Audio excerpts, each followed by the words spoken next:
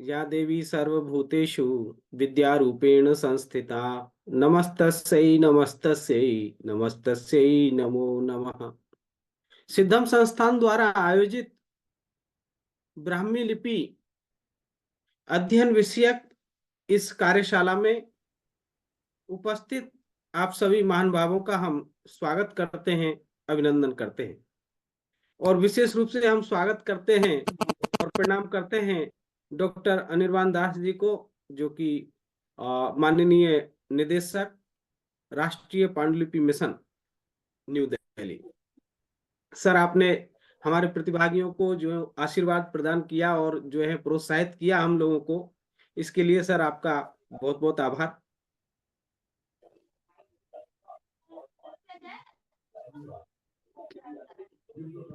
पुनः आप सभी का स्वागत, अभिनंदन। देखिए, जो ब्राह्मी लिपि है, हम लोग ब्राह्मी लिपि पढ़ रहे हैं। सबसे पहले तो हमें ये देखना है कि ब्राह्मी कब से हमें मिल रही है, उसका नामकरण की क्या परंपरा है, इन चीजों को पहले देखना है। आवाज नहीं। क्योंकि आवाज नहीं आ रही है क्या?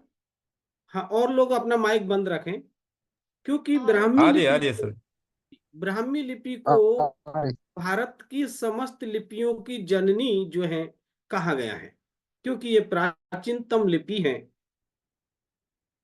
चाहे वो उसके अलावा शारदा हो, नागरी हो, ग्रंथ हो, टाकरी हो, और जो है या फिर तमिल, तेलुगु, मलयालम, जो भी लिपियां हैं, वो कहीं ना कहीं जो है ब्राह्मी से ही कॉन्सेप्ट लेकर के निर्माण उनका हुआ है, ब्राह्मी से निकली है। इसलिए ब्राह्मी को समस्त लिपियों की जो जननी कहा गया है। सर, सबसे अधिक प्राचीन लिपि है हमारे पास। एक बुद्धिस्ट ग्रंथ है ललित विस्तर, जिसमें 64 लिपियों का नामोल्लेख मिलता है, और उनमें पहला नाम ब्राह्मी, उस दूसरा नाम खरोष्ठी। उसके अलावा और प्रांतीय अन्य लिपियां हैं, मैं वो सबके भी नाम आपको बताऊंगा। और ऐसे ही एक जैन ग्रंथ है जो पन्नवणा सूत्र, प्रज्ञप्ति सूत्र भी बोलते हैं। ये लगभग पहली फर्स्ट सेंचुरी के ग्रंथ हैं, और यह इसमें भी जो है 18 प्राचीन लिपियों का नामोल्लेख हुआ है, जिसमें पहला नाम ब्राह्मी है। और हमें पूरे भारत में उत्तर से लेकर दक्षिण तक और पूर्व से लेकर पश्चिम तक जो अभिलेख मिल रहे हैं प्राचीनतम, वो भी जो है ये ब्राह्मी लिपि के ही अभिलेख मिले हैं। अशोक के समय से हमें अभिलेख जो है मिलना प्रारंभ होते हैं, ईसा पूर्व लगभग दूसरी तीसरी शताब्दी से। और ये ब्राह्मी लिपि को पढ़ा जा सका है, इसके अभिलेखों को भी आराम से जो है पढ़ा जा रहा है, अभी भी मिलते हैं, तो उनको पढ़ने वाले काफी एक्सपर्ट हैं, और यानी कि डिसाइफर ये स्क्रिप्ट हो चुकी है। कई सौ वर्षों तक ऐसा भी था कि ब्राह्मी लिपि को जानने वाले लोग नहीं थे, यानी कि बीच में एक ऐसा काल भी आया कि ये अभिलेख तो मिल रहे थे, लेकिन को पढ़ने वाला कोई नहीं था। फिरोज शाह तुगलक के समय पे जो है ऐसा अल बरूनी भी कहता है कि कोई जो है उस समय ब्राह्मी के अभिलेखों को पढ़ करके जो है उनको बताने वाला नहीं बता सका था कि इनमें क्या लिखा है। या फिर अकबर बादशाह ने भी बहुत चाहा कि इनमें क्या लिखा है, और विद्वानों को बुला के पूछा, लेकिन उस समय कोई उसको पढ़ा नहीं सका था, पढ़ा नहीं कि ये क्या लिखा है। अब वो कारण कुछ भी रहा हो, या तो पढ़ने वाले नहीं थे, या फिर कुछ थे तो उन्होंने शायद इसलिए नहीं पढ़ा कि यदि ये जो है सारे उस समय और मूर्तियों को तोड़ा भी गया, शायद हो सकता है इनको भी तोड़ दिया जाए, जो भी कारण रहा हो। लेकिन ऐसा उल्लेख मिलता है कि उस समय कोई पढ़ने वाले नहीं थे। उसके बाद फिर जो है 18वीं शताब्दी में जाकर के फिर से इन अभिलेखों का एकत्रीकरण किया जाता है, और पढ़ने की जो है कवायद शुरू होती है। और सर जॉन प्रिंसेप लगभग 20-25 वर्षों तक अभिलेखों को एकत्रित करते हैं, इनके एक एक अक्षर को जो है उस संतुलन पत्रिका में लिखते हैं, और वो जो है कुछ विद्वानों के, भारतीय विद्वानों के साथ मिल करके, क्योंकि लेख लिपि को पढ़ने के लिए कई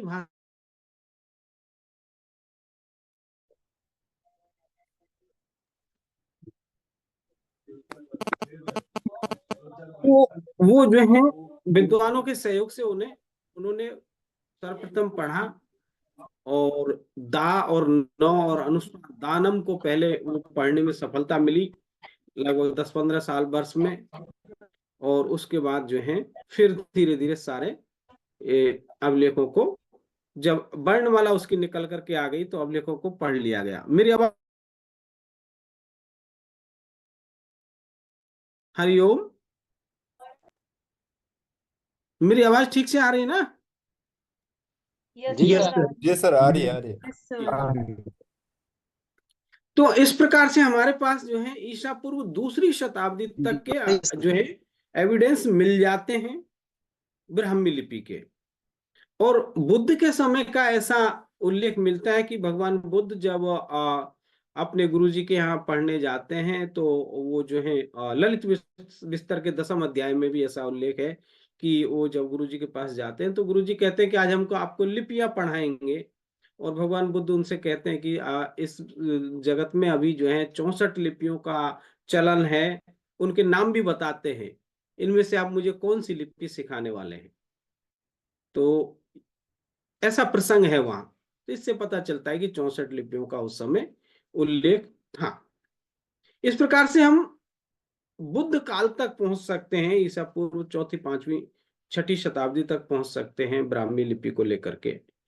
उससे पहले का भी हमें कुछ जो है खुदाई में, जो सिंधु इंडस वैली सिविलाइजेशन की खुदाई में कुछ चीजें मिली हैं, सिक्के, कुछ मोहरे, कुछ बर्तन, पॉट वगैरह मिले हैं, जिन पर कुछ अक्षर लिखे हुए हैं, कुछ मुद्राएं बनी हुई हैं, और कुछ जो है मछली वगैरह के ऐसे चित्र बने हुए हैं, कुछ सिंबल हैं। वो जो है प्राचीनतम लिपि का स्वरूप है। उसको अभी तक वैसे 100% तो शुद्ध रूप से नहीं पढ़ा जा सका है, क्योंकि बड़े अभिलेख नहीं है, छोटे छोटे 4 अक्षर कहीं लिखे हैं या 2 चित्र बने हुए हैं। लेकिन भारत में या भारत के बाहर भी दुनिया जो है सबसे प्राचीनतम स्वरूप जो इंडस वैली सिविलाइजेशन के, ये जो है हमको मिलते हैं। अक्षर कम है, इसलिए वो क्या लिखा है उसको कहना बड़ा मुश्किल है। अर्थात हम इस निष्कर्ष पर पहुंच जाते हैं कि ब्राह्मी प्राचीनतम लिपि है जो पढ़ी जा सकी, उससे पहले की लिपि को अभी पढ़ा नहीं गया। और उससे पहले और क्या था? उससे पहले श्रुत परंपरा थी वैदिक काल में, या चाहे वो जो है ये वेद रहे हों या और भी जो शास्त्र रहे हों, उनको जो है स्मृति के आधार पर जीवित रखा गया। उसी कारण से शायद द्विवेदी, त्रिवेदी, चतुर्वेदी ऐसे नाम पड़े हों मिश्रा, या ये कि भाई वो जो है 2 वेद को जानने वाला द्विवेदी, 3 वेद को जानने वाला त्रिवेदी। श्रुत परंपरा थी। जब श्रुति का ह्रास हुआ तो हमारे आचार्यों को आवश्यकता लगी कि इनको लिख लिया जाए लिपि की, तो उन्होंने लिपि बना ली। वो बड़े वैज्ञानिक थे, और जैसे आवश्यकता पड़ी उसी हिसाब से उन्होंने संसाधनों का जो है विकास किया। जब उन्होंने ब्राह्मी को पत्थरों पर लिखने का प्रारंभ किया, फिर बाद में और लिपियां ब्राह्मी से निकली, तो उसके लिए फिर साधन कवि ताड़पत्र, भूर्ज पत्र, तो कपड़ा और अगरू पत्र, और फिर जो है हैंडमेड पेपर। इस प्रकार से वो एक परंपरा जो है चली। तो हम ईसा पूर्व 5वीं से ईसवी सन 5वीं शताब्दी तक जो है लगभग ब्राह्मी का काल को ले सकते हैं। और यानी गुप्त काल में जाकर के ब्राह्मी में कुछ जो है वेरिएशंस होते हैं, और उसके अक्षरों की आकृति थोड़ी बदलती है। कुटिल राजाओं के समय पे वो ब्राह्मी जो है कुटिल ब्राह्मी के नाम से जो है ख्यात हो जाती है, अर्थात उसके अक्षरों की आकृति थोड़ी कुटिलाकार हो जाती है, अक्षरों में थोड़ा पूंछ लगा करके लिखने की परंपरा आ जाती है। उन पर जो है संस्कृत में तो सारे वेद हैं, यह कब आई? देखिए अभी ये भाषा और लिपि में भी बहुत अंतर है। संस्कृत सिर्फ भाषा है, अभी मैं लिपि की बात कर रहा हूं, और इन दोनों भाषाओं का भी और लिपियों का भी आपको जो है संबंध बताऊंगा। किसी का प्रश्न था, मैसेज था, तो उसको भी मैं बताऊंगा। तो इस प्रकार से जो है ये जो ब्राह्मी लिपि है, ये कुटिल काल में जो है, कुटिल राजाओं के काल में इसमें वेरिएशंस आते हैं और इसमें शिरोरेखा लगना शुरू हो जाता है। इससे पहले ब्राह्मी में शिरोरेखा नहीं है, और ब्राह्मी में हल्की सी शिरोरेखा लगा करके अक्षरों की आकृति को, थोड़ी आकृति को गोलाकार जैसा बना करके अक्षर में पूंछ जैसा लगा करके लिखने की परंपरा आ जाती है। और वहीं से फिर ब्राह्मी उत्तरी दक्षिणी प्रवाहों में बंटती है, और उत्तरी प्रवाह से उससे शारदा निकलती है, नागरी निकलती है, और जो है आपकी जो है ये मैथिली निकलती है, नेवारी निकलती है, और बंगाली निकलती हैं, और फिर जो है कुछ रीजनल लिपियां निकलती हैं, चाहे वो फिर आप गुजराती लिपि तक पहुंच जाइए, और गुजराती से फिर और बाद में फिर 18वीं शताब्दी के बाद में देवनागरी लिपि। नागरी और देवनागरी में भी बहुत अंतर है, एक जैन नागरी भी जो है नागरी से निकलती है। इस प्रकार से एक उत्तरी प्रवाह चलता है, एक दूसरा दक्षिणी प्रवाह चलता है, जिसमें ग्रंथ लिपि और आपकी मलयालम, तेलुगु, तमिल, ये लिपियां जो हैं उसी से ब्राह्मी से के अक्षरों से जो है आधार लेकर के नई लिपियां बनती। इस प्रकार से वो ब्राह्मी जो है दो प्रवाहों में बट करके फिर अन्य अन्य लिपियों को जन्म देती है। अभी भी आप देखेंगे ब्राह्मी लिपि बहुत सारी लिपियों में जो है आपको वो बैठी हुई मिल जाएगी। इसीलिए हमने ब्राह्मी को समस्त लिपियों की जननी कहा है। सिर्फ भारत की ही लिपियां नहीं निकली इससे, विदेशों की भी कई ऐसी लिपियां हैं जो इससे निकली। तिब्बत की स्क्रिप्ट है, वो भी जो है ब्राह्मी से ही निकली है, इसलिए ये प्राचीनतम लिपि है। अब ये आता है कि भाई नामकरण में दरअसल क्या है कि 5 दिन का ही हमारा वर्कशॉप है, इसलिए बहुत ज्यादा इतिहास में नहीं जाऊंगा, सामान्य सा आपको बता देता हूं। नामकरण, तो ब्राह्मी लिपि के जो नामकरण की दो, हाँ भाषा का, और मैं यहाँ बता देता हूँ। देखिए किसी ने कहा था कि संस्कृत का बाह्य वेद है। संस्कृत जो है भाषा है, वो लिपि नहीं, और संस्कृत की अपनी कोई लिपि नहीं है। संस्कृत, पाली, प्राकृत और यहाँ तक कि हिंदी भी सिर्फ भाषाएं हैं, इनकी अपनी कोई लिपि नहीं है, ये दूसरी लिपियों पर डिपेंड है।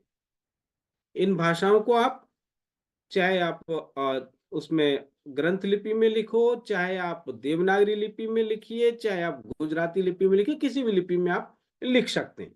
लेकिन देवनागरी लिपि इन भाषाओं को लिखने के लिए 100% उच्चारण होने वाली ध्वनियां देती है, इसलिए वो देवनागरी या नागरी लिपि भी, नागरी लिपि जो है को जो है संस्कृत भाषा ने और अन्य पाली प्राकृत भाषाओं ने अपना लिया, उस पर डिपेंड हो गई।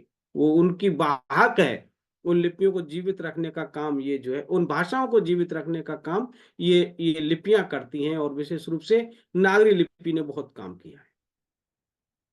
नागरी से पहले शारदा में भी संस्कृत के बहुत सारे ग्रंथ, लगभग 1 लाख पांडुलिपियां अभी भी हमारे भंडारों में रखी हुई हैं। शारदा लिपि बड़ी ही ऑथेंटिक और अच्छी जो है शुद्धतम पाठों वाली पांडुलिपियां, वो शारदा लिपि की पांडुलिपियां मानी जाती।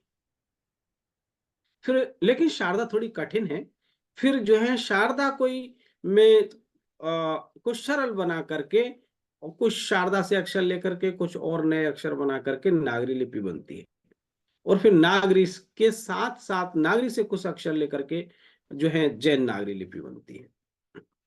इस प्रकार से ये जो है चलता है।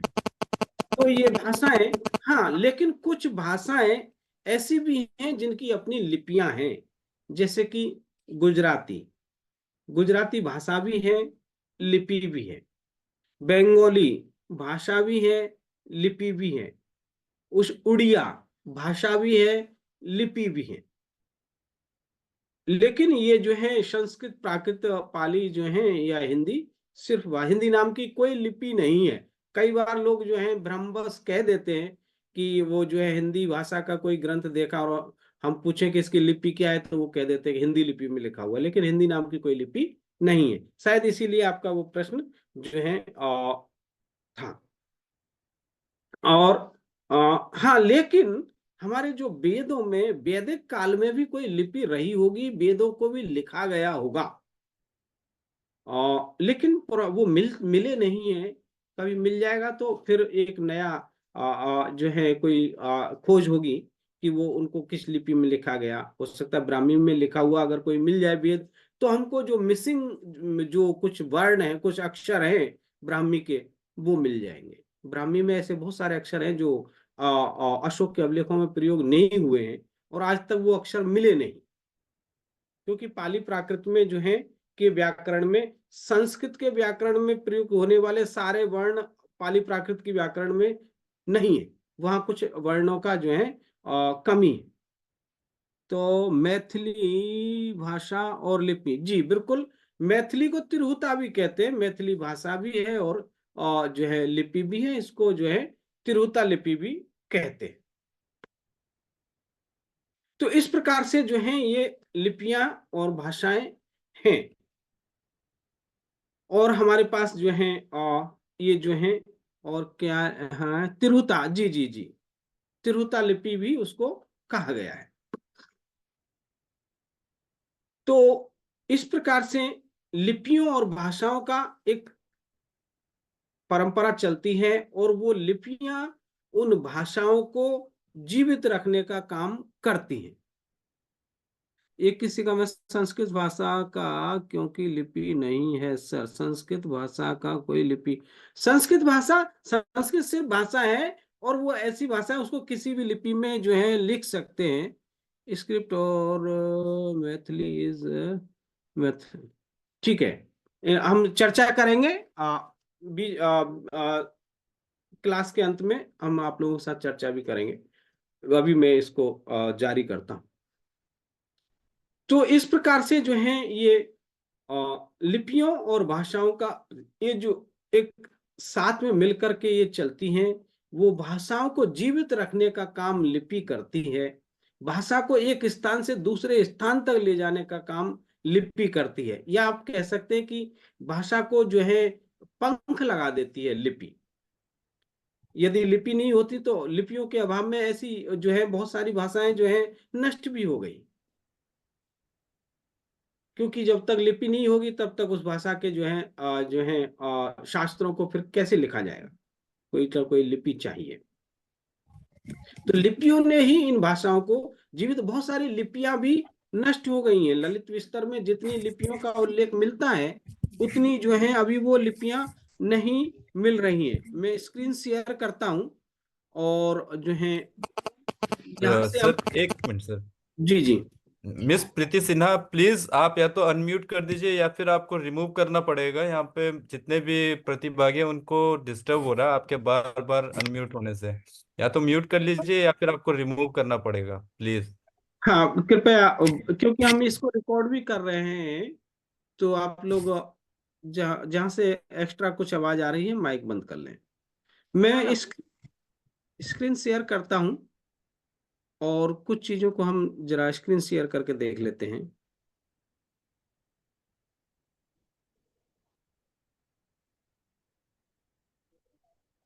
मेरी स्क्रीन दिखाई दे रही है आप लोगों को? Yes sir, yes sir. जी। तो देखिए, ये लिपि शब्द है ना, लिप धातु से निष्पन्न हुआ है। संस्कृत की जो लिप धातु है, उससे ये जो है लिपि शब्द आया है। और अमरकोश में जो है अ, लिप लेपने ऐसा भी प्रयोग मिलता है। या फिर लिखिताक्षर संस्थाने लिपि लिपि रुभे स्त्रियों, स्त्रीलिंग का शब्द है। पाणिनीय व्याकरण में लिपि, लिपि और लिपिकर ऐसे शब्दों का प्रयोग हुआ है। हमारा एक जैन ग्रंथ है भगवती सूत्र, उसमें भी जो है ब्राह्मी लिपि का जो है को नमस्कार किया गया है। उस मंगलाचरण में भी नमो बम्बिये लिपिये ऐसा कहकर के ब्राह्मी लिपि को जो है नमस्कार किया गया है। इससे भी पता चलता है कि ये लिपि जो है का जो लेखक हैं उनके उनके मन में इस लिपि के प्रति बड़ा सम्मान था।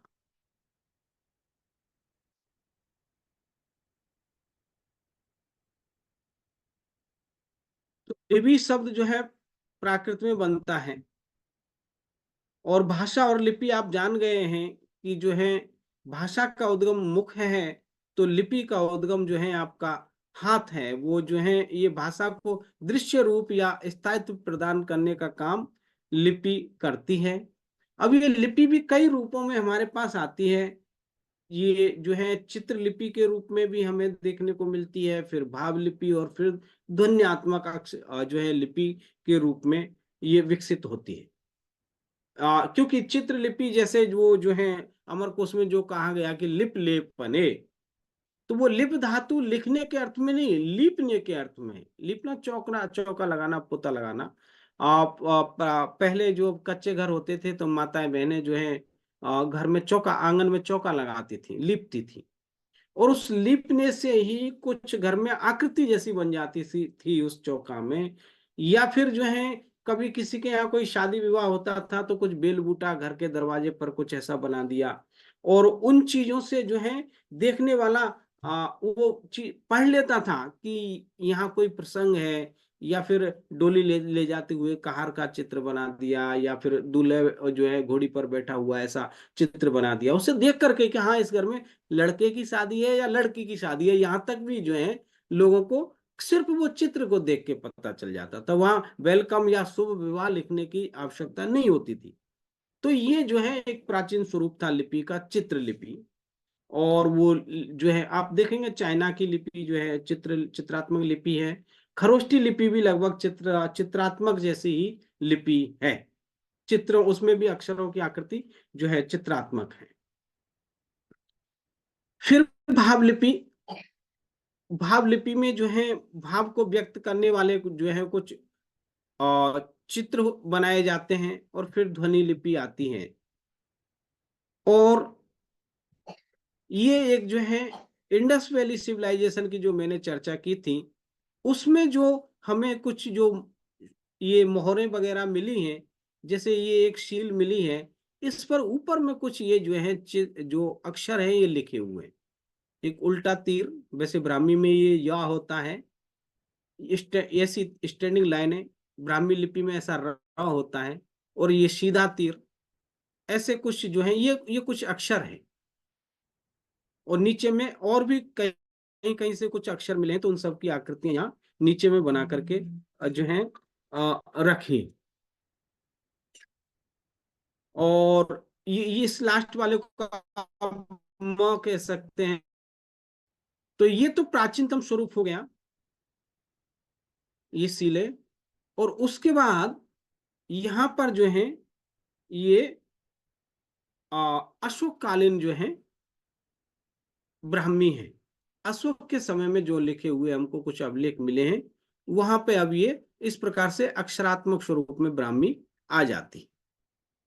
और ये नीचे में भी जो है एक पिलर है, स्तंभ लेख है, यहाँ पे भी यानी कि पत्थरों पर टाकी हथौड़े से खोद करके लिपि लिखी जा रही है वो ब्राह्मी, और बाएं से दाएं लिखी जा रही है। और भारत की ज्यादातर लिपियां सब बाएं से दाएं ही लिखी जा रही हैं, वो ब्राह्मी के ही पैटर्न को फॉलो कर रही हैं।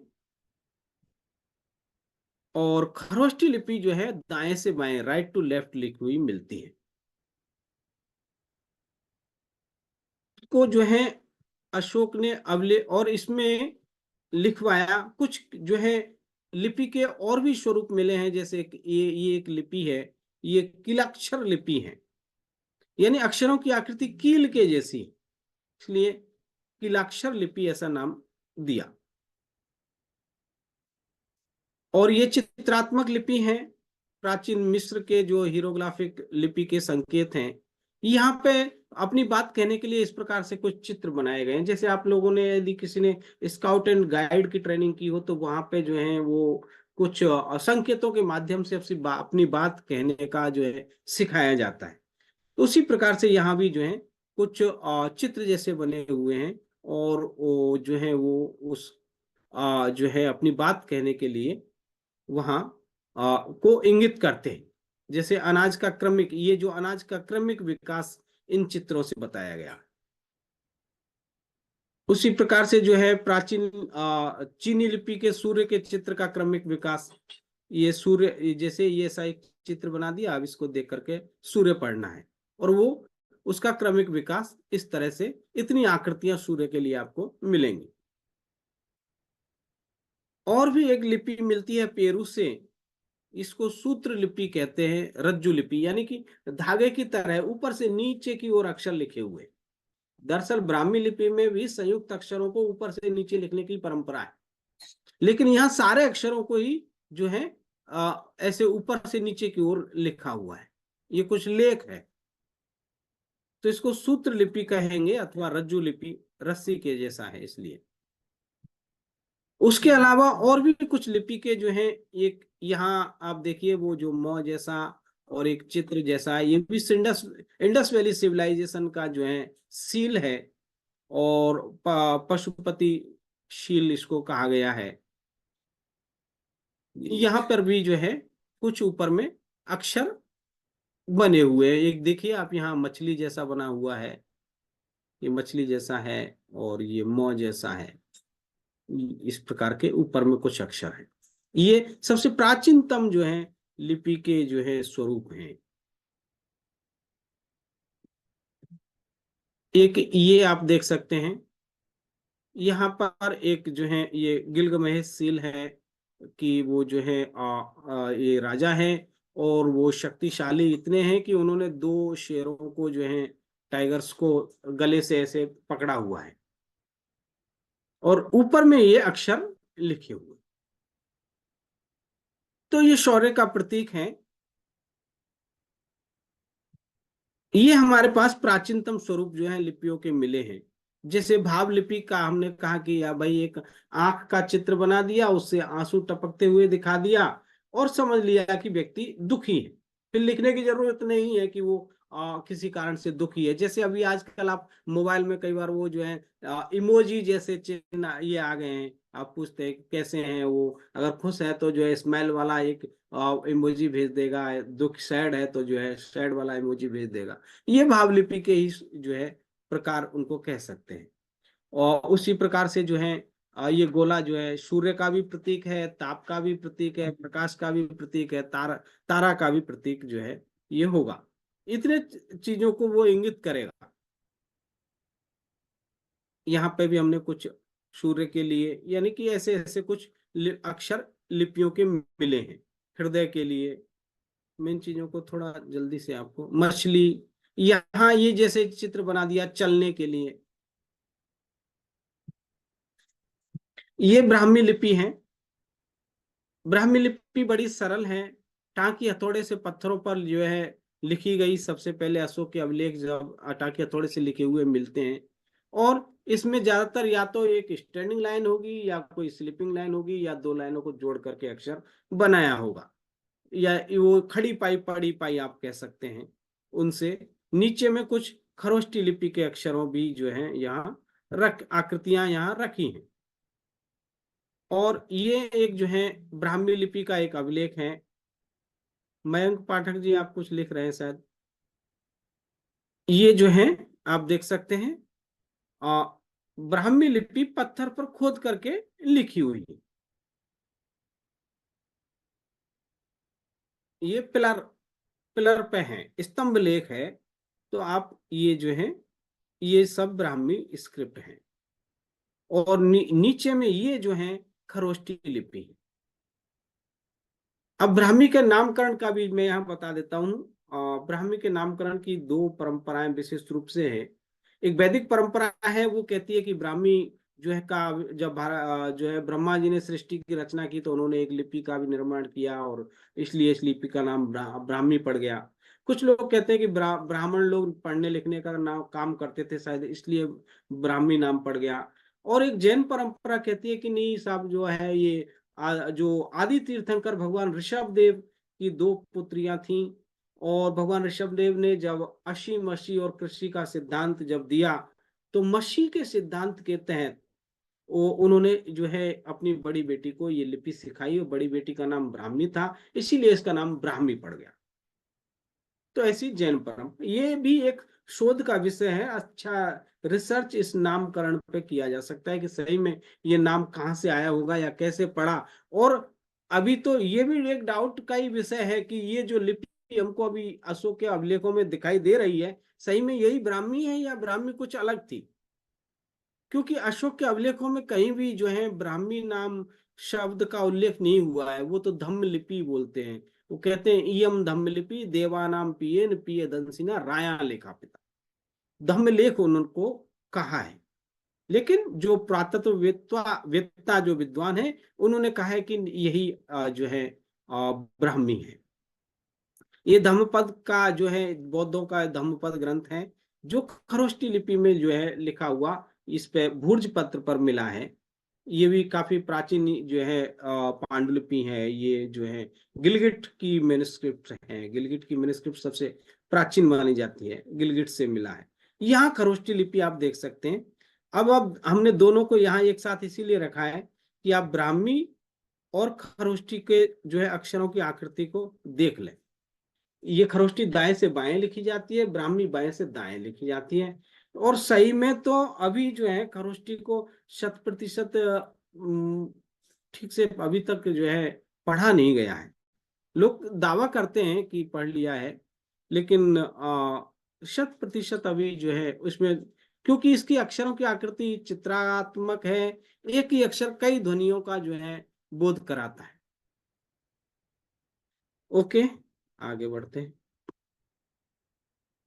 ये भी खरोष्टी स्क्रिप्ट है, एक उस पे लकड़ी पर एक लिखी हुई है, और ये दाएं से बाएं पढ़ी जाएगी, देख लीजिए। उसके अलावा एक बेम्बू पर के जो है स्टिक पर भी ये खरोष्टी लिपि जो है लिखी हुई है। ये प्राचीनतम पांडुलिपियां हैं। खरोष्टी का जो है अशोक का अभिलेख भी खरोष्टी में मिला है, लिखा हुआ, जो पाकिस्तान में है, पाकिस्तान से प्राप्त हुआ।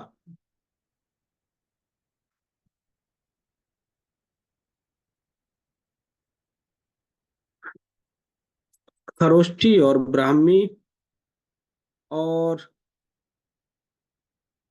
अब देखिए वेदों के समय में भी शायद कोई लिपि रही होगी, क्योंकि वहाँ छंदस शास्त्र हैं, छंदों की गणना करनी है, संहिता है, ब्राह्मण है, अरण्यक हैं, उपनिषद हैं।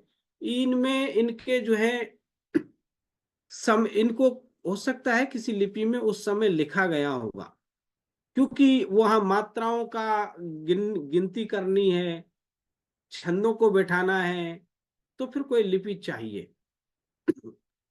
अब वो प्राचीनतम लिपि में कोई लिखा हुआ मिल जाएगा ग्रंथ तो चीजें क्लियर होंगी। लेकिन ऐसा उल्लेख मिलता है कि बट्टगामनी के समय में, राजा बट्टगामनी श्रीलंका के हुए लगभग 1st सेंचुरी के आसपास, उनके समय में श्रीलंका में जो है उनको बौद्ध पिटकों को शिलाओं पर लिखवा करके जो है स्तूपों में रखवाया गया था। तो अब वो किस लिपि में लिखाया गया था, यदि कभी मिलेंगे तो जो है कुछ और नए उल्लेख इतिहास के इन में जुड़ेंगे।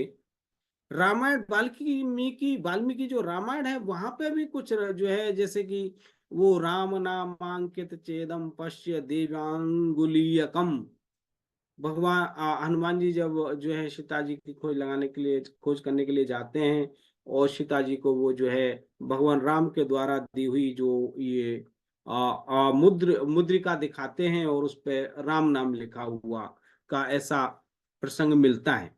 तो हो सकता है उस समय भी कोई लिपि हो।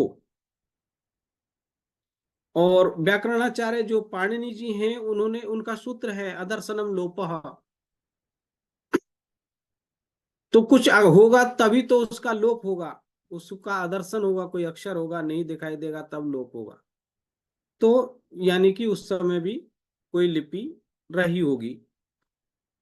कौटिल्य के समय में भी जो है उन्होंने एक उल्लेख मिलता है अर्थशास्त्र में कि पंचमे मंत्री परिषदा पत्र संप्रेषणेन मंत्रयेत और संज्ञा लिपि विचार संचारम कुर्युः।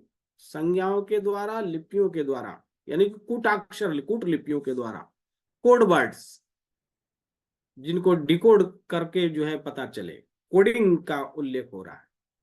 और लिपियों का उल्लेख हो रहा है कि जो दूत हैं उनको जो है कई लिपियों का जो है ज्ञाता होना चाहिए, कोडिंग कोड वर्ड्स का भी उससे ज्ञान हो, संकेतात्मक लिपियों का भी वो ज्ञाता हो, तो वो जो है अच्छा ये जो है काम कर सकता है।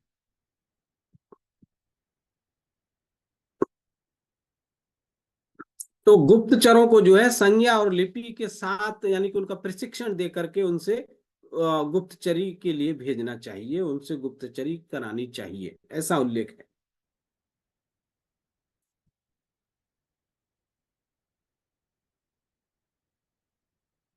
तो जैन जो ग्रंथ समवायांग सूत्र और पन्नमना सूत्र हमने बताया, वहां पे जो है बम्बीयेणम लिविये 18 लिख विहाणे पण्णत्य, ऐसा उल्लेख मिलता है। यानी कि 18 प्रकार के जो है बम्बीयेणम लिविये 46 माऊ कया खरा समवाय, 46 उसमें मात्राक्षरों का जो है समावेश होता है, ऐसा उल्लेख मिलता है। 18 तरह से जो है उस ब्राह्मी के को लिखने के विधान है, अर्थात और 18 लिपियां यानी कि ब्राह्मी के ही स्वरूप हैं, ऐसा समवायांग सूत्र में है। और वो 18 लिपियों ये हैं,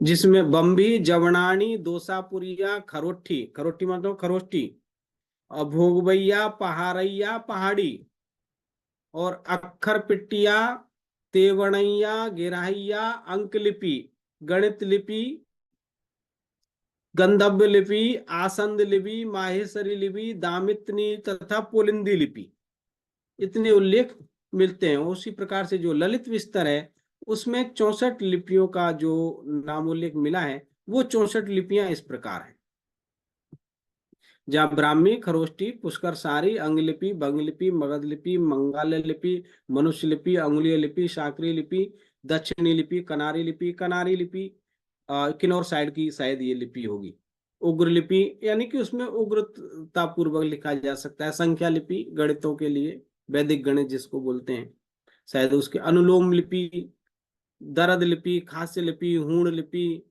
देवलिपि, नागलिपि, देवों की अन्य लिपि अलग अलग लिपि है, नागों की अलग है, यक्षों की अलग, गंधर्वों की अलग, किन्नरों की अलग, इतने सारे जो है यहाँ पे ये लिपियों का उल्लेख मिलता है।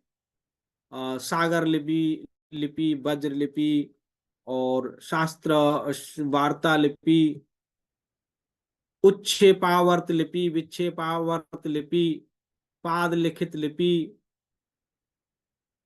तो इस प्रकार से ये सर्वभूत रुद्र ग्रहणी लिपि, ऐसे 64 लिपियों का नाम उल्लेख जो है इसमें ललित विस्तर में मिलता है।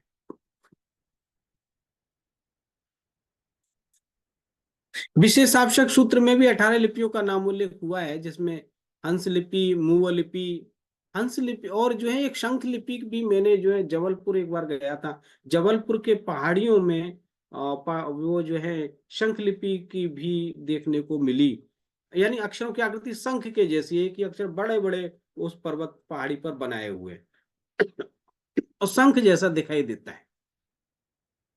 हंस लिपि, मुअ लिपि, जखा तट लिपि, रखी लिपि, उड्डी लिपि, उड्डी मतलब ये शायद उड़िया लिपि के लिए हो सकता है, जमनी लिपि, तुर्की लिपि, यमनों की, तुर्कों की, किरी लिपि, द्राविड़ी लिपि, सिंधविया लिपि, मालवणी लिपि, और नड़ी लिपि, नागरी लिपि का भी यहाँ उल्लेख है, लाड लिपि, पारसी लिपि, तह अनिमित्तीय लिपि और चाणक्य लिपि मूल देवी लिपि, ये विशेष आवश्यक सूत्र में उल्लेख मिलता है। जवनानी मतलब यवनों की लिपि, यवना लिप्याम इत्यपि वार्तिकम, महाभाष्य में ऐसा उल्लेख मिलता है। ओके, चीनी विश्वकोश में भी उल्लेख हुआ है। फिर बाकी जो है यहाँ किस इन लिपियों का, किस लिपि का किस देश की कौन लिपि है और उसका कौन देवता है, ऐसा कुछ भी जो है हमने यहाँ रखा है। जैसे मेसोपोटामिया जो है की जो जो देवता है नेबू, और उनकी लिपि है जो है कीलाकार लिपि। उसी प्रकार से मिस्र के जो है लिपि के देवता थाट हैं, और लिपि का नाम हीरोग्लाफिस लिपि है। उसी प्रकार से चीन की लिपि के देवता वेनचांग को माना गया लिपि चीनी है। इजराइल की जेहोवा और जो है जेहोवा देवता है हेब्रू लिपि है। तो उस इसी प्रकार से जो है यहाँ कुछ कुछ देशों का नाम उल्लेख जहाँ मिला है कि भाई इस लिपि का किस देश की कौन सी लिपि और उसके कौन जो है लिपि को निर्माण करने वाले देवताओं के साथ भी इनको जोड़ा गया है।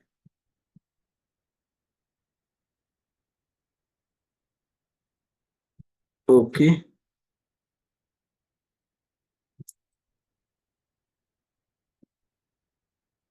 और ये जो सर्जन प्रिंसेप हैं फिर 1799 से 1840 के बीच में ये जो है ब्राह्मी लिपि के अभिलेखों को इकट्ठा करते हैं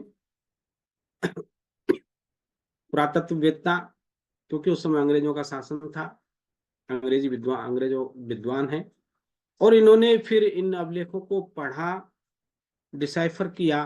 तो अभी मॉडर्न रूप जो है समय में देखा जाए इस 18वीं-19वीं शताब्दी में, तो ब्राह्मी लिपि को पढ़ने का श्रेय इनको सर्जन प्रिंसेप को जाता है।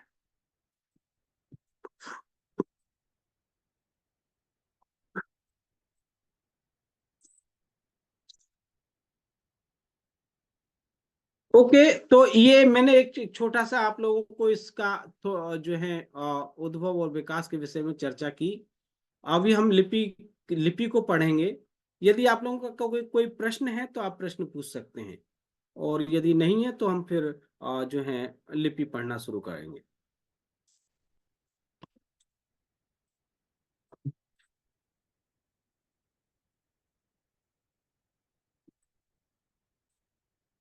ओके, तो हम स्वर वर्णों का आज अभ्यास कर लेते हैं। यदि कोई प्रश्न होगा तो आप जो है मुझे पूछ सकते हैं। Sir kindly share the PDF. Okay, आप चिंता मत कीजिए, हम आपको सब चीज प्रोवाइड करेंगे।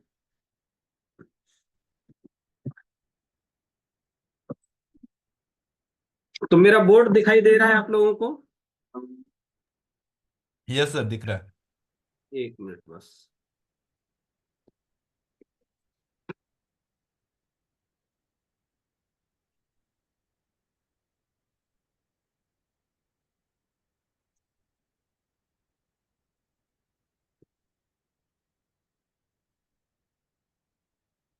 संभवतः और अभी और भी अच्छा दिख रहा होगा। यस सर, जी, यस सर। तो देखिए ब्राह्मी लिपि जो हमें अशोक के अभिलेखों में मिली है, क्योंकि वहां टाँकी हथौड़े से लिखी हुई है, तो स्वाभाविक है कि जैसे वो ऐसे ये टाँकी है और ये कोई हथौड़ा है, उसे ऐसे खोद करके लिखा जाएगा। तो ज्यादातर इसमें ब्राह्मी में आपको स्टेनिंग लाइन या स्लीपिंग लाइन, इनसे अक्षर आपके ज्यादातर बने हुए मिलेंगे। तो देखिए कुछ अक्षरों को लिखते हैं हम, कम से कम स्वर वर्णों का तो आज अभ्यास कर ही लेते हैं। जैसे कि एक जो है अ है। सर स्क्रीन नॉट विजिबल, क्या स्क्रीन नहीं दिखाई दे रहा है मेरा? दिख रहा है सर, दिख रहा है। feasible sir. दिख रहा है। किसी का मैसेज है, स्क्रीन नहीं दिखाई दे रहा। आ, तो सर जो दिख रहा है। जी, सर मेरा ही है, मुझे नहीं दिखाई दे रहा, मैं लीव होके फिर से ज्वाइन करके अच्छा जी देखती हूँ। जी जी हाँ है ना? ओके। जी जी। तो जो अ है ब्राह्मी का, क्योंकि ब्राह्मी बाएं से दाएं लिखी जा रही है और इसका अ ऐसा है, आप एक स्टैंडिंग लाइन बनाइए और इसमें लेफ्ट साइड से फिर एक पौ जैसा, देवनागरी का पौ जैसा ऐसा कर दीजिए, नीचे फिर इसमें तो जैसा लगा दीजिए ऐसा, ये अ हो जाता है। ओके, मैं फिर से लिख रहा हूं, अर्थात उल्टा अंग्रेजी का के जैसा आपको ऐसा भी मिल जाएगा, ऐसा भी आपको अ ब्राह्मी का मिल जाएगा, या फिर और वेरिएशन आपको ऐसा। ठीक है, मैं कोशिश करूंगा अधिक से अधिक वेरिएशंस को भी आपको यहां दिखाने की। तो ये सभी अक्षर आपके क्या हो गए, अ। आप एक कॉपी और पेन लेकर के अपने साथ में रखिए और इन अक्षरों को लिखते जाइए। जो समझ में नहीं आता है आप मुझे बताइए, मैं उसको 2 बार 3 बार लिख करके बताऊंगा। तो ये आप सब लोग लिख लिए हैं, समझ में आ गया जी। जी। Yes sir. Yes sir. कई बार कुछ कुछ अभिलेखों में ये उल्टा भी मिला, ऐसा ऐसा या ऐसा। ये जो लहिया है, लिपिक है, शायद प्रमादवश उससे ये ऐसा लिख गया। तो ये दोनों तरह से की आकृतियां आपको अभिलेखों में मिल जाएंगी, आप जो है ध्यान में रखिएगा। ओके सर जी, हाँ कहते हैं ओके सर। बहुत ही अच्छा पढ़ा रहे हैं, लेकिन एक निवेदन है कि जी यदि आप कोई वेरिएशन बता रहे हैं जी तो उसके साथ आप रेफरेंस भी बता देने की कृपा करें जी। कि किस वो कहाँ मिला है, किस सर वो हम लास्ट में अभिलेख पढ़ेंगे और उन अभिलेखों में जो है वो हमें देखने को मिलेंगे उस समय। अभी मैं इसलिए यहाँ वेरिएशंस आपको बता रहा हूं कि वहां पे, क्योंकि अभी पढ़ाते समय मेरे ध्यान में आ जा रहा है, हो सकता है उस समय फिर आपका प्रश्न ये होगा कि साहब आपने ये अक्षर तो मुझे बताया नहीं। हम एक बार लिपि सीख लें, उसके बाद हम लोग अभिलेख पढ़ेंगे, उन अभिलेखों में आपको वेरिएशंस मिलेंगे।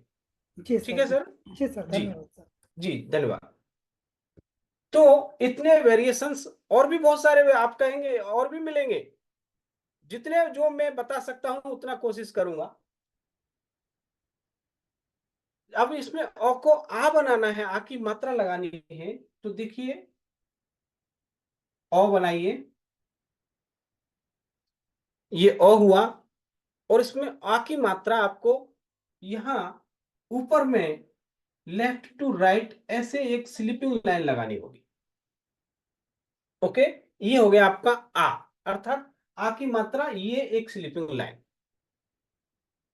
ठीक है, अब ये आपको वेरिएशंस में ये जो मात्रा है इस आ के बीच के हिस्से तक कहीं भी मिल सकती है।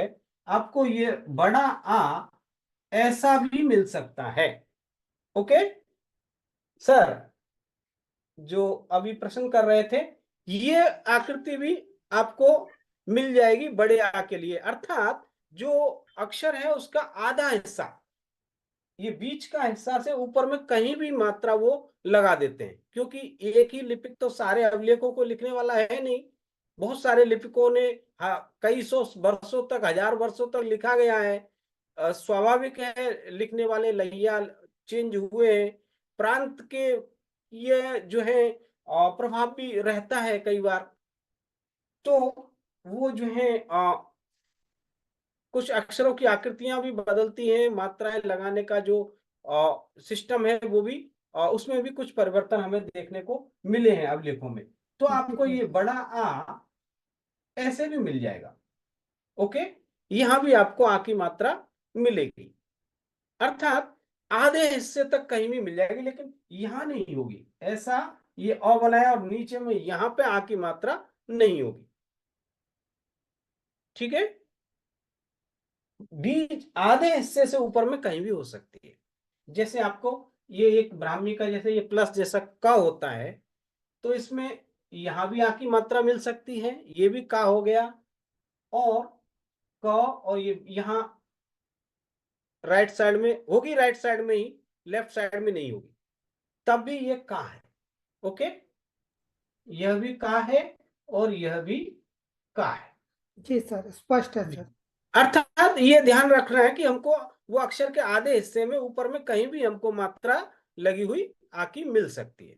ऐसा और भी मात्राओं में हुआ है। ऊ की मात्रा के तो और भी बहुत सारे वेरिएशंस आपको देखने को मिलेंगे।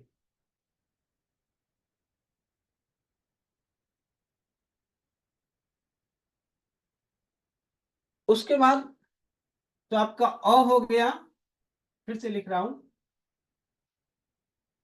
ये हो गया अ और आ, सिर्फ अ बनाया, अ में आ की मात्रा लगा दी, लेफ्ट से राइट जाएगी, अक्षर भी लेफ्ट से राइट लिखे जाएंगे। और जो ह्रस्व इकार है ई, ये ई जो है ऐसा 3 डॉट होगा,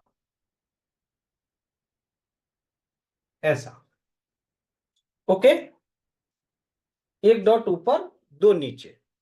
ये डॉट भी आपको जो है रोटेट भी मिल जाएगा, ऐसा भी हो सकता है 2 डॉट ऊपर लिखे हो, तीसरा नीचे लिखा हो, एक वेरिएशन ये भी मिल जाएगा।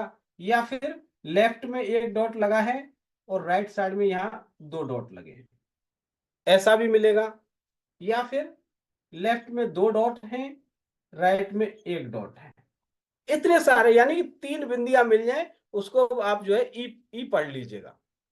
चाहे वो जो है सबसे ऑथेंटिक स्वरूप ये है ऊपर वाला, बाकी ये सारे जो है वेरिएशंस हैं। ओके, आगे बढ़े हम लोग। जी सर, समझ में आ रहा है। जी, और बड़ा ई, ब्राह्मी लिपि बड़ी सरल है और आप में से बहुत लोग जानते भी होंगे इस लिपि को।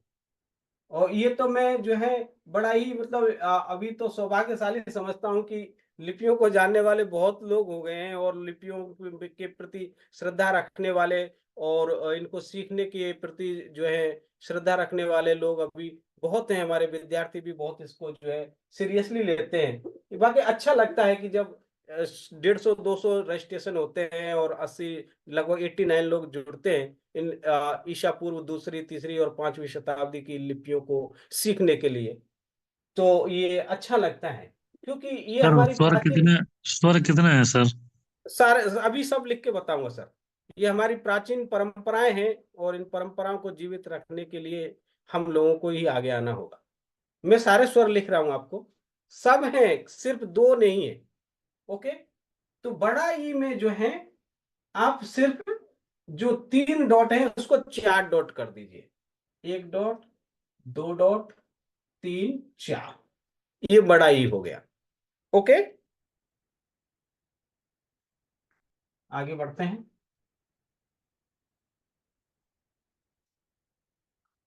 ऊ, ह्रस्व उकार जो है आपका ऐसा अंग्रेजी के एल जैसा, ओके, और दीर्घ ऊ, दीर्घ ऊ नहीं, क्योंकि जो है इसमें ये पाली के व्याकरण में या प्राकृत के व्याकरण में भी दीर्घ ऊ का प्रयोग नहीं है, इसलिए यहां भी इन अशोक के अभिलेखों में दीर्घ ऊ नहीं मिला।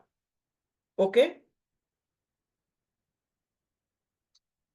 लेकिन यदि आपको बड़ा ऊ लिखना हो तो एक टेक्निक, एक जुगाड़ हमने किया, आप ऐसे लिख सकते हैं, छोटा ऊ बनाइए, क्योंकि ऊ की मात्रा है ब्राह्मी में, और ऊ की मात्रा कैसी है, जैसे क में ऊ ऐसे लिखना है तो क्या करेंगे, क, ये क, और यहाँ नीचे में लेफ्ट टू राइट में एक जो ऊपर में जो आ की मात्रा लगा रहे थे, नीचे में जब ऐसे लगा देंगे तो ये ऊ की मात्रा हो जाती है, छोटे ऊ की मात्रा।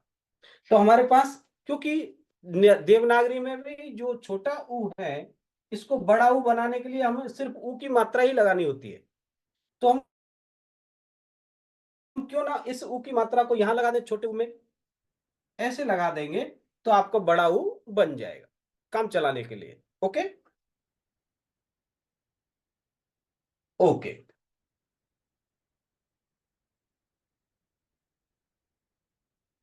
फिर है रिकार।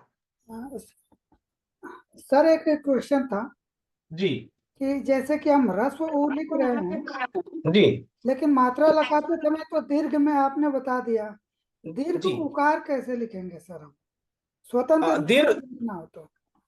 सर दीर्घ उकार का जो है अशोक के अभिलेखों में जो है नहीं मिला है, प्रयोग नहीं हुआ है। वो हमने आपको लिख करके, यानी कि इस तरह से अगर आपको काम चलाने के लिए आप ऊ लिख करके, छोटा ऊ लिख करके इसमें एक ऊ की मात्रा लगा दीजिए, बड़ा ऊ हो जाएगा। यही एक उपाय है। ओके जी जी सर, जी सर। जी। और रिकार, ये रिकार भी नहीं है। रिकार भी पाली प्राकृत के व्याकरण में भी ये अक्षर प्रयोग नहीं हुआ है, स्वरवर्ण, और अशोक के अभिलेखों में भी ये कहीं हमको देखने को नहीं मिला। अब अगर आपको लिखना है तो इसका भी हमने उपाय निकाला। आप इसको जो है ना, या तो ये दरअसल प्राकृत में जाकर के ये रिकार री में बदल जाता है, इसमें बदल जाता है। जब ऋषभ होता है, ऋषभ ऐसे लिखते हैं, तो वो प्राकृत में ऋषभ हो जाता है, ऋषभ ऐसा हो जाता है।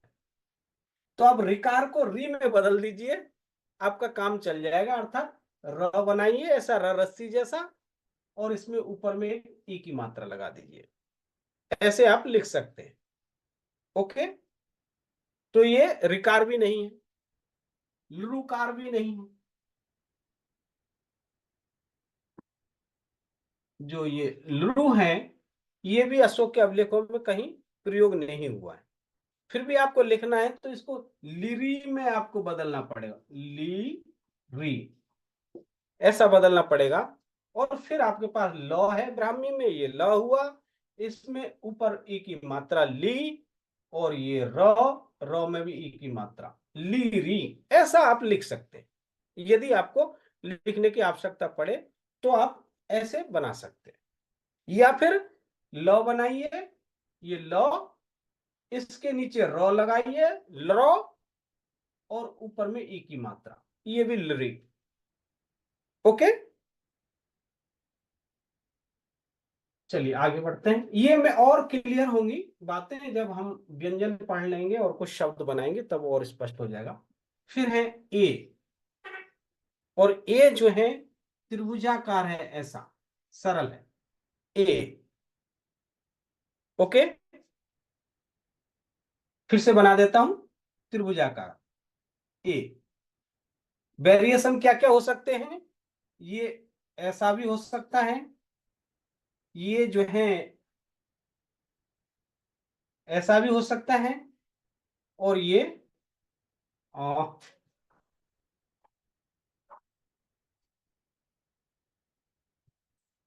ऐसा भी आपको मिल जाएगा। ओके, लेकिन ऑथेंटिक रूप ये है। फिर है आई। आई बनाने के लिए आप ए बना लीजिए। कोई बताएगा आई कैसे लिखेंगे? ऊपर लेफ्ट साइड को, जैसे लेफ्ट जी, साइड पे लाइन डलते लेफ्ट साइड को मार्क रहेगा। लेफ्ट में एक ऐसे मात्रा लगा देंगे, जी सर। ये हो जाएगा आपका आई। ओके, और यहां लिख देता हूं,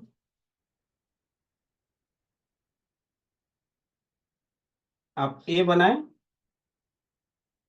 और इसमें लेफ्ट में एक ही मात्रा लगा दें, ये आपका आई हो जाएगा। ओके, फिर है ओ। ओ भी जो है, एक तो ऐसा जेड जैसा ऐसा है, और एक ऐसा भी है। ओके, तो अंग्रेजी के जेड जैसा आपको ओ मिल जाएगा। जी सर। जी, ये आपका ओ हो गया। औ, औ भी नहीं है, पाली प्राकृत में औ का उपयोग नहीं होता है। अभिलेखों में भी औ ब्राह्मी के अभिलेखों में नहीं मिला है। लेकिन आपको लिखना हो तो कैसे लिख सकते हैं बताइए?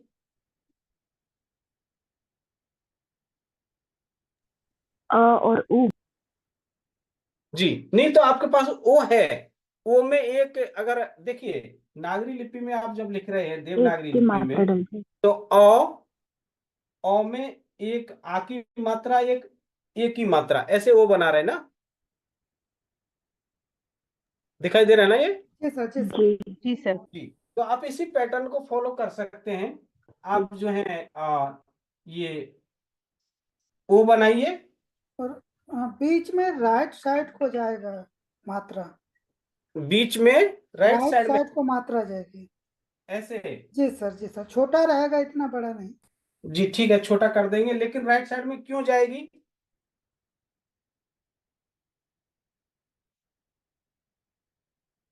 लेफ्ट इसका साइड में जानी चाहिए ना जी ये तो। सर, दीर्घ स्वर जितने भी हैं उसके अंदर राइट में एक मात्रा जा रही है। नहीं देखिए, ऐसा है, कुछ मैंने वो जो है एक दो चार्ट देखे हैं, कुछ लोगों की पुस्तकें देखी हैं जहां ऐसा औ जो है लिखा हुआ है ना, लेकिन मुझे लगता है ये राइट साइड में लगाने के बजाय अगर आप लेफ्ट साइड में लगाएंगे तो और वैज्ञानिक और ऑथेंटिक होगा सर लेकिन ना। यहाँ पे एक समस्या हो सकती है जी। कि जैसे कि हम क लिखते हैं, क हम्म। ए की मात्रा लगाते हैं, तो जी लेफ्ट साइड को एक मात्रा हो गई सर, कृपया लिख जी एक मात्रा जी हो गई। जी लेकिन यदि हमें दूसरी मात्रा लिखनी हो जी। तो फिर लेफ्ट साइड को एक और मात्रा लगाएंगे तो वो कै हो जाएगा, कई हो गया, कई हो कई। जाएगा। लेकिन जी यदि हमें को लिखना हो जी तो लेफ्ट साइड को एक मात्रा तो ऑलरेडी लगी हुई है, जी। और राइट साइड में एक मात्रा और लगा देंगे तो फिर वो को होता है। ये अब कऊ को नहीं, कऊ ये ये ये कऊ हुआ। कऊ है सर, कऊ है। जी। अभी ये मात्रा चलिए मैंने हटा दिया, को हो गया, ठीक अब है। को हो गया। तो आपका कहने का मतलब ये है कि वो हमको एक आ की मात्रा लगाने के कारण जो ओ है उसमें राइट साइड में लगाना पड़ रहा है, ऐसा ना। जी सर, यहाँ पे मतलब स्वर में स्वर में। जी अब देखिए, आपके पास ओ तो पहले से है ही, ये ओ है ना। जी सर, इसके औ करने के लिए आपको क्या करना पड़ेगा? एक और मात्रा जोड़नी पड़ेगी ऊपर, कौन सी मात्रा लगानी पड़ेगी? ऊपर एक और मात्रा। एक की मात्रा। एक ही मात्रा, एक ही मात्रा लगा रहे ना, ठीक है सर। तो जी आपके पास ओ तो पहले से है ही, क्यों ना उसमें सिर्फ एक ही मात्रा लगा दी जाए। वो तो आपके पास पहले से ये है ही, ये ओ है ना,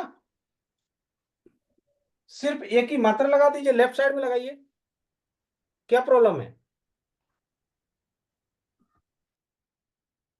मैं इस जो है औ के लिए इस आकृति को ज्यादा जो है वरीयता देता हूं, ठीक है। दोनों प्रयोग मिलते हैं, ये प्रयोग भी और ये प्रयोग भी, ओके। तो आप दोनों में से किसी को भी यूज कर सकते हैं और जो है उसमें कोई दिक्कत नहीं। जी सर, जी सर। तो इस प्रकार से हमारे पूरे स्वर हो जाते हैं, और व्यंजनों को हम कल पढ़ेंगे, मुझे लगता है समय भी हो गया होगा। यदि कोई प्रश्न है तो आप प्रश्न पूछ लीजिए। सर इसमें अंग भी होता है। जी। अंग। अच्छा, अंग, जी अनुस्वार ऐसा ही है, अ बनाइए और ये अक्षर के ऊपर नहीं जाएगा, यहाँ राइट साइड में यहाँ आएगा, ऐसा।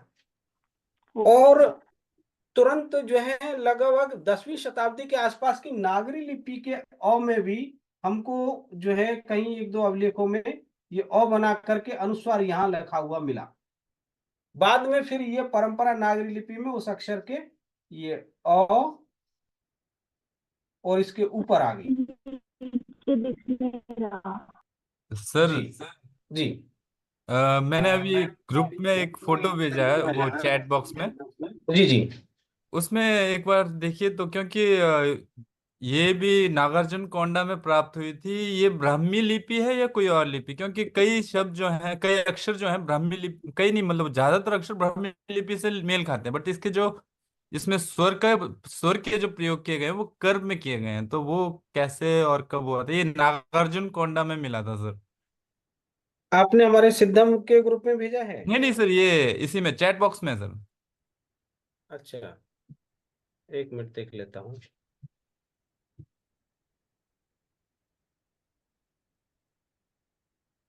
सर ऋषि की री, अच्छा एक तो किसी ने ऋषि का री लिखने के लिए कहा है। देखिए रिकार तो है नहीं, ये ऋषि वाला रिकार नहीं है, लेकिन लिखना है तो आप इसको री में चेंज करना पड़ेगा, र ई, तो र और ये ऐसा ई, ऐसा लिखना होगा। तो सर मैं उसको देखूंगा, मेरे मैसेज में तो नहीं दिखा रहा है। अच्छा, मैं अभी ग्रुप में डालता हूँ सर, एक मिनट। आप ग्रुप में भेज दीजिएगा, मैं देख जी लूंगा उसको। जी सर, जी सर। किसी का और कोई प्रश्न है? सर एक बार दीर्घ ई। दीर्घ ई, दीर्घ ई 4 डॉट हैं, ऐसे 4 डॉट बनाइए, ये दीर्घ ई हो जाएगा। ओके। और ह्रस्व ई में 3 डॉट हैं, ऐसा 3 है, छोटे को जो है 1 डॉट और बढ़ा दीजिए तो बड़ा ई हो जाएगा। ओके सर एक डाउट था, जी। अपने जो री के लिए र हर्षी यूज किया है, तो जब भी हम लोग ब्राह्मी में री का यूज करेंगे हर्षी यूज करेंगे ना? जी जी, जैसे हर स्वीकार, हर दीर्घ स्वीकार लगाइए। जी जी, ठीक है। सर विसर्ग की मात्रा कैसे देनी है? आ, विसर्ग की मात्रा, अब विसर्ग की मात्रा को विसर्ग की तरह ही लगाइए, ये 2 डॉट। ओके जी, ठीक है। नागरी लिपि में विसर्ग ऐसा 2 स्टैंडिंग लाइन जैसा है, लेकिन ब्राह्मी में आप ये 2 डॉट को यूज करिए। महोदय एक प्रश्न मेरा भी है जी कि जैसे आपने बताया कि एकार को त्रिभुजाकार आकृति जैसी लिखते हैं, तो ये जो हमने अभी अ बनाया अ, जी। तो इसमें एक बस आपने पड़ी लाइन जोड़ दिया, तो ये कैसे? मैं समझा नहीं, क्या करें आप? औ में क्या किया हमने? जैसे ए आपने बताया ए, जी, वो त्रिभुजाकार आकृति है जी। ये हो गया जी, तो जैसे ओ को हमने अ बनाना सीखा अभी, जी तो इसमें जो जेड वाली जो आकृति है उसमें हमने जी। एक बड़ी लाइन बस जोड़ी, तो ये मतलब कैसे उसमें होगा?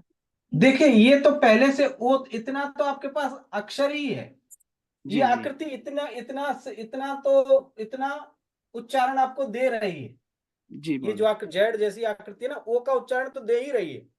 जी जी सिर्फ आपको औ करने के लिए, जैसे यहाँ ओ में एक ही मात्रा लगा के औ हो जाता है, जी जी। सिर्फ ऐसे ही इस ओ में एक ही मात्रा लगा देने से औ का उच्चारण हो जाएगा।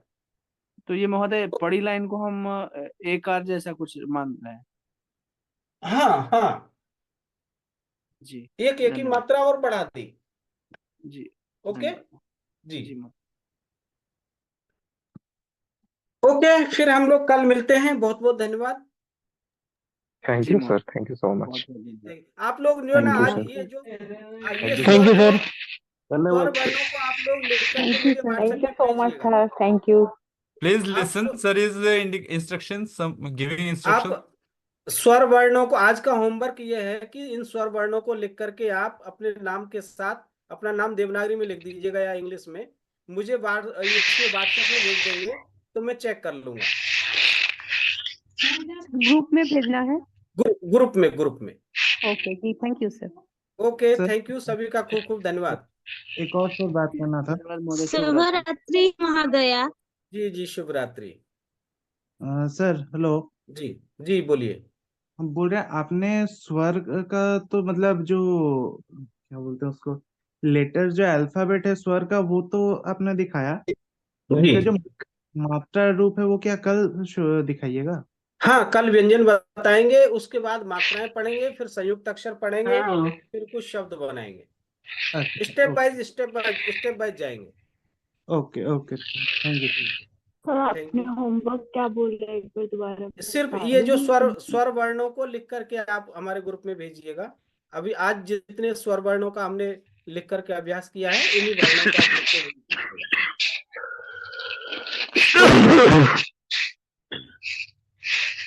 ओके, थैंक यू, धन्यवाद। जी महोदय, शुभ रात्रि। नाम थैंक यू सर, सर। बहुत अच्छा सत्र रहा आपका, ज्ञानवर्धक। सर कहाँ से हैं आप? मुझसे पूछ रहे हैं सर आप? हाँ जी जी। मैं दिल्ली से हूँ सर। अच्छा अच्छा, क्या कर रहे हैं? मैं अभी श्रीमान बहादुर शास्त्री नेशनल संस्कृत यूनिवर्सिटी में जी जी। एज ए असिस्टेंट प्रोफेसर अरे वाह सर, स्वागत है आपका। Thank you. जी धन्यवाद सर। जी जी जी, धन्यवाद सर, थैंक यू सर। नाम सर, मिलते हैं कल फिर। जी जी, कल मिलेंगे, नमस्कार। ठीक है क्लास हाँ सर, शुभ रात्रि सर। शुभ रात्रि। जी।